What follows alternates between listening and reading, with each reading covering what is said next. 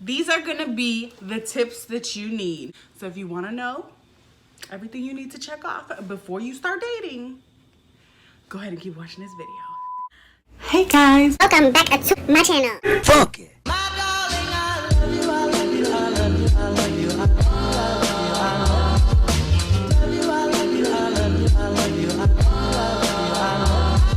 I don't know, I'm just having one of those days. You know, one of those days where you just, no matter what you do, you just don't feel cute.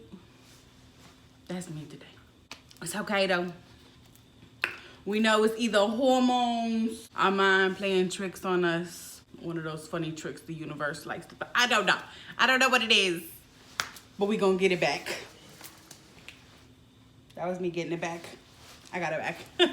Welcome back to my channel, guys. Thank you so much for clicking on this video. Okay, so as you can see from the title of this video, we're basically gonna go through 6 tips or checklist things that you need to kind of go through before you start dating. Again, this is just my opinion on things. Everything that I put on my channel, it's just gonna be from my perspective, my opinion, and my experience. Okay, this is not no professional nothing. Okay, I'm not licensed, certified, and nothing on this particular subject.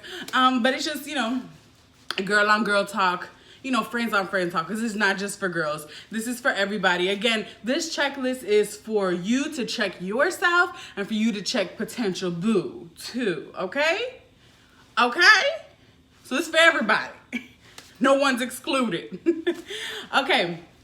So, guys, if you are thinking about dating, okay, I know sometimes things just happen. You kind of just jump into things the natural kind of way, and you don't really have much time to think about it because it just happens. If it feels right and if everything is cool, it's cool, you know? You could learn about a person while you're dating them as well, so it's fine. I'm just saying, if you have, or if you can, check yourself and check your potential boo before you start dating. It makes it a more helpful, and you know, it's less of a chance that you'll waste your time.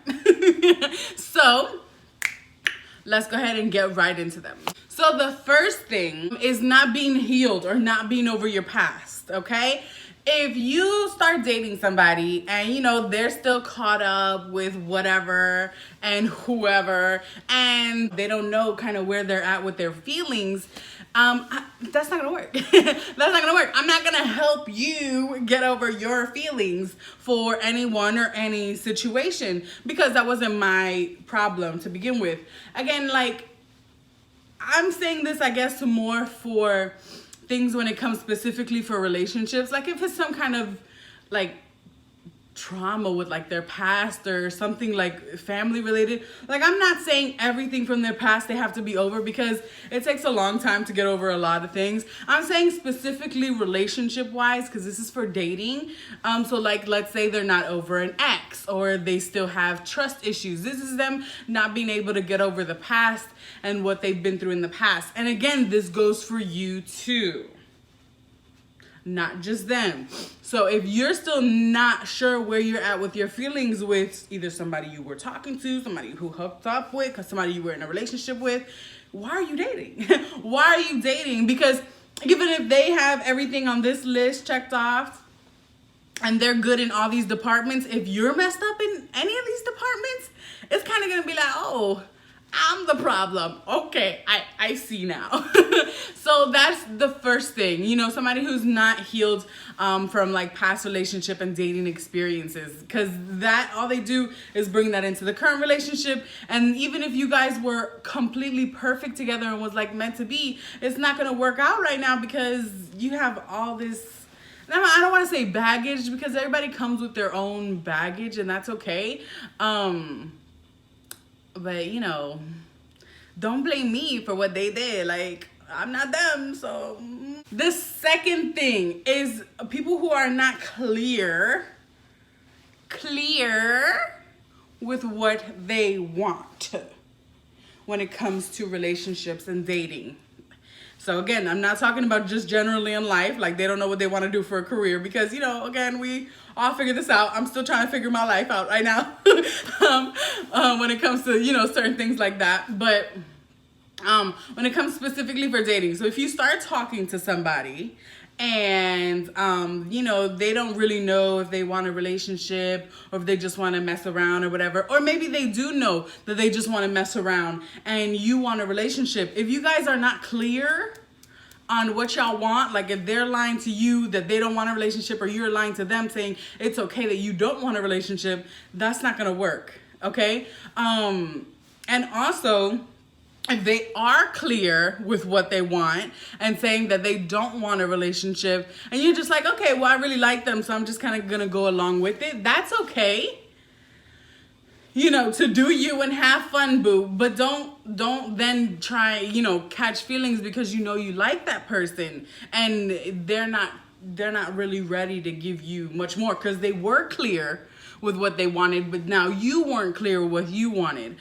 So you do have to really check with yourself, and again, check with them that you guys are on the same page when you start stuff, especially when you start being, you know, like intimate, because, you know, that's sharing a lot of personal self with you, a lot of personal, especially if you already have some type of feelings for this person, and they're not there, you know, with the feelings things, and you do get intimate, it kind of makes things a lot more confusing. So if y'all maybe just being friends and just like hanging out, it's a lot easier. Not completely, because again, if you already have feelings and you're hanging out with this person all the time, it gets a little difficult. So again, make sure that you guys are on the same page on both sides. Both sides. The third, you saw that? I said the third thing. What is this? The third thing is make sure that your words match your actions. This is a big one for me, okay? Because people be sweet talking, okay? Don't sweet talk me. I don't like it, okay?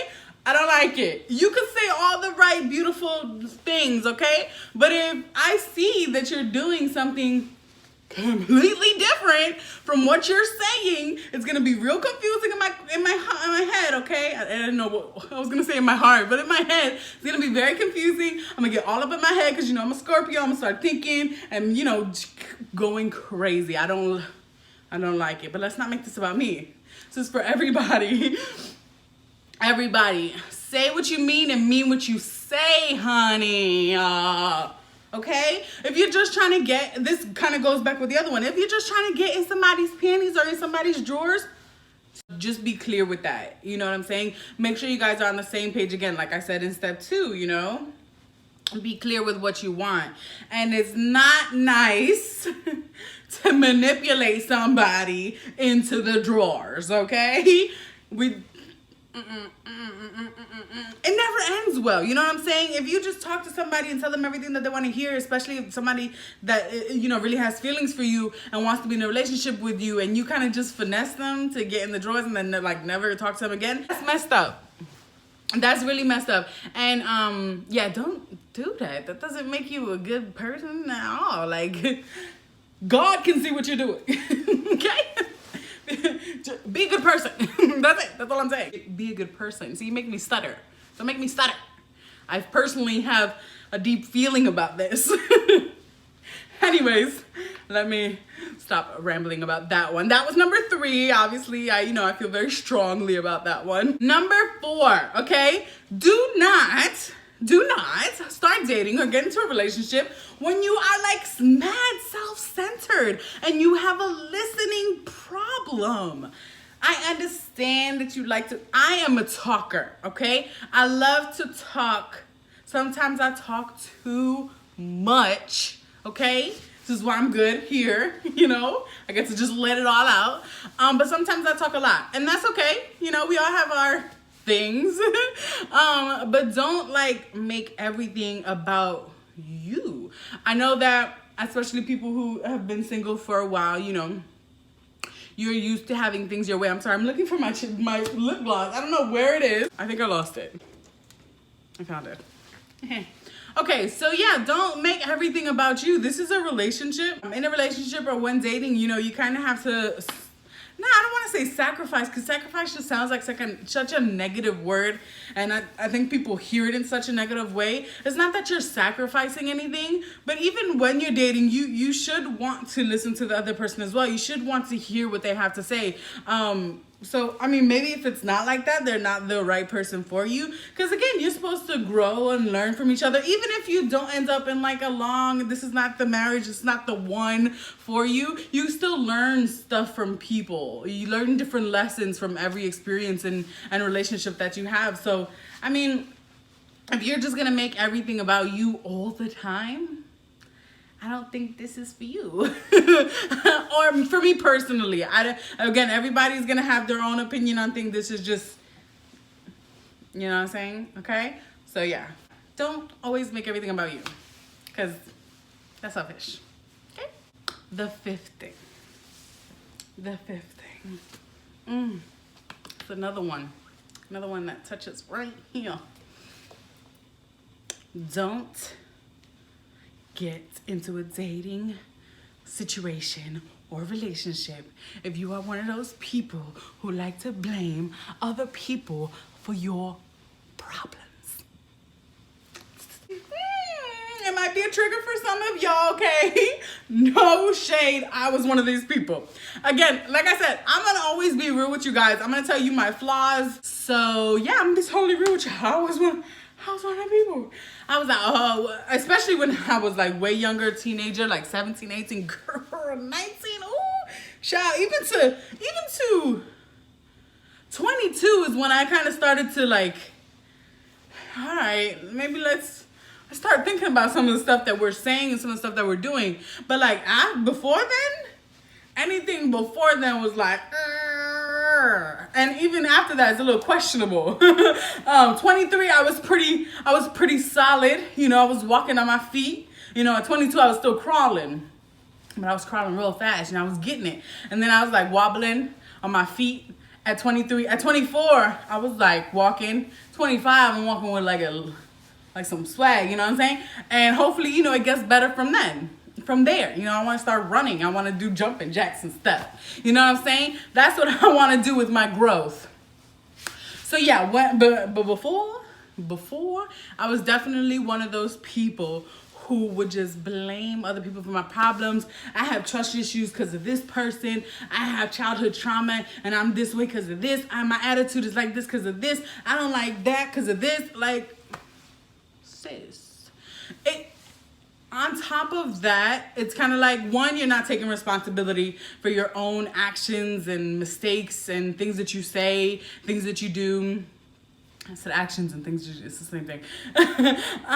So you're not taking responsibility for your own self and your own life.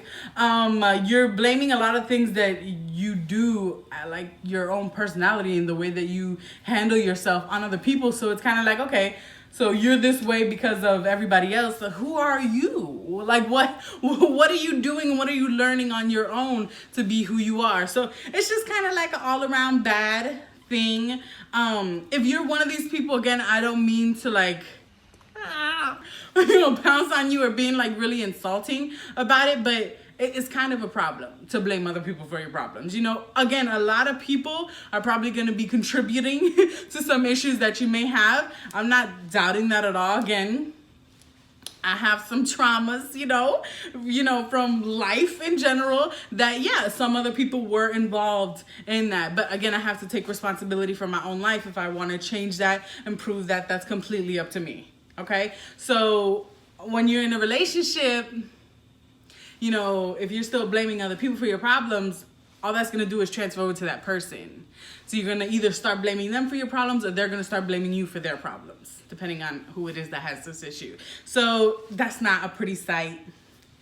It's not a pretty sight at all. Okay. You're responsible for you.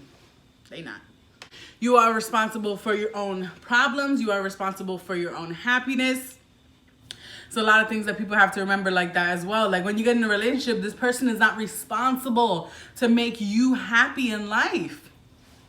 They can add on to your joy. They definitely can. They definitely can. But they are not solely responsible for making you happy. So you're responsible for you. Okay? Okay. Again, I felt that one. The sixth tip that I have, I kind of have to explain this one a little bit, is someone who puts too much pressure on you. And when I say that, I say I have to explain it because I like people to put pressure on me when it comes to things that I know I have to get done. You know what I'm saying? So if you kind of have a goal, or if you have work stuff that you got going on, and you know somebody's kind of like, oh, remember babe, you got to do this. Remember babe, don't forget to do that. Like, you know, come on babe, you got to get on this. That's cool. Put that pressure on me to get my own stuff done, especially stuff that, you know, I was kind of like, oh, don't let me forget this, don't let me forget that. If somebody's putting pressure, good pressure on you, that's good. But negative pressure, I don't like that.